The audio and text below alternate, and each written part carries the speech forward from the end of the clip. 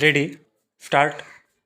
I have ventured, with your permission, sir, to take part in this initial debate on the draft constitution, but it is not my intention to deal with any particular part of it, either in commendation or in criticism, because a great deal of that kind has already been said and will no doubt be said, but in view of that, perhaps I could make some useful contribution to this debate by drawing attention to certain fundamental factors.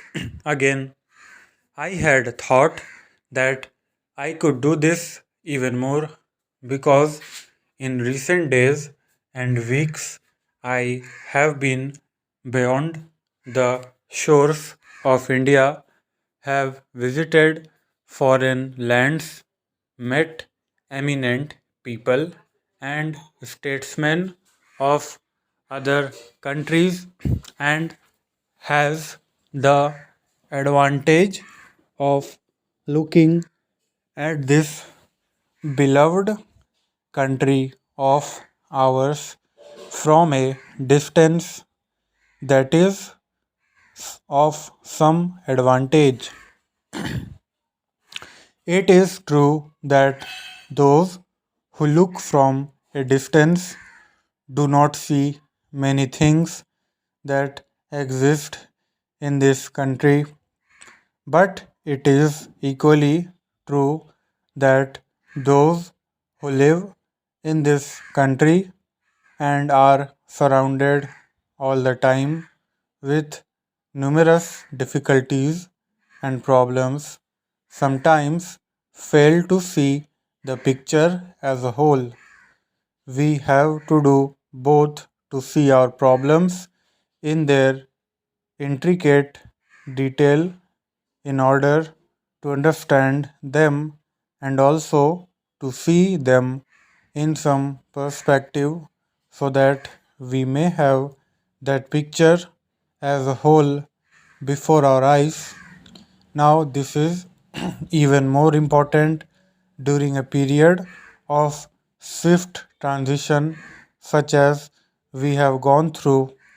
We have lived through this period of transition with all its triumphs and glories and sorrows and bitterness, and are affected by all these changes. We are changing ourselves. We do not notice ourselves changing or the country changing so much, and it is quite helpful to be out of this turmoil for a while and to look at it from a distance and to look at it also to some extent with the eyes of other people. I have had that opportunity. I am glad of that opportunity because for the moment I was rid of the tremendous burden and responsibility which all of all of us carry, and which some of us who have to shoulder the burden of government have perhaps to carry more.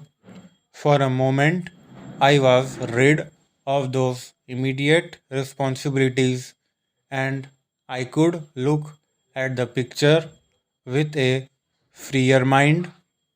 But from that distance, I saw the star of India rising far above the horizon. The world is in a bad way, and this great continent of Asia or Europe and the rest of the world are in a bad way and are faced with problems which might almost appear to be insurmountable, and sometimes One has the feeling that we were all actors in some terrible Greek tragedy which was moving on to its inevitable climax of disaster.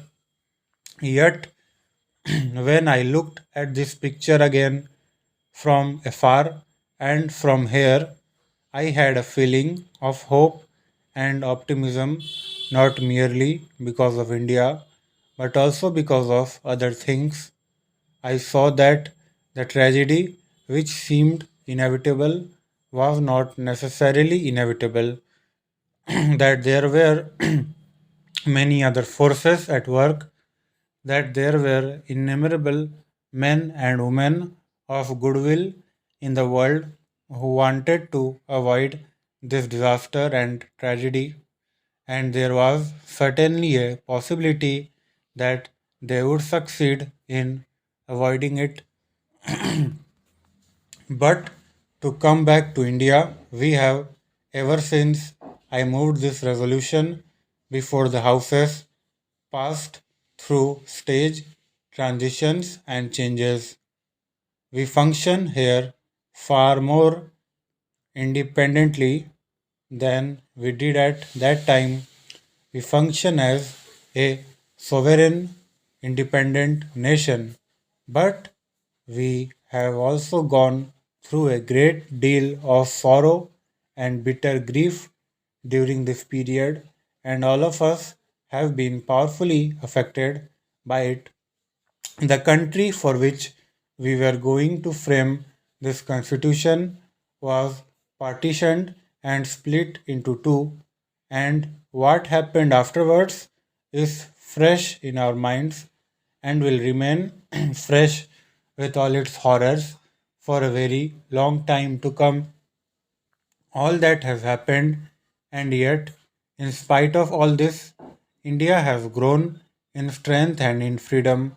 And undoubtedly, this growth of India, this emergence of India as a free country, is one of the significant facts of this generation, significant for us and for the vast numbers of our brothers and sisters who live in this country, significant for Asia and significant for the world.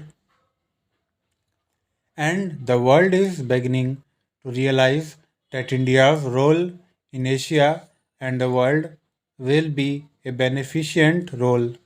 Sometimes there may also be a measure of apprehension because India may play some part which some people, some countries with other interests may not particularly like all that is happening, but the main thing is this very significant factor that India, after being dominated for a long period, has emerged as a free, sovereign, democratic, independent country, and that is a fact which changes and is changing history. How far it will change history will depend on us. This house and other house like this representing the organized will of the Indian people. Stop.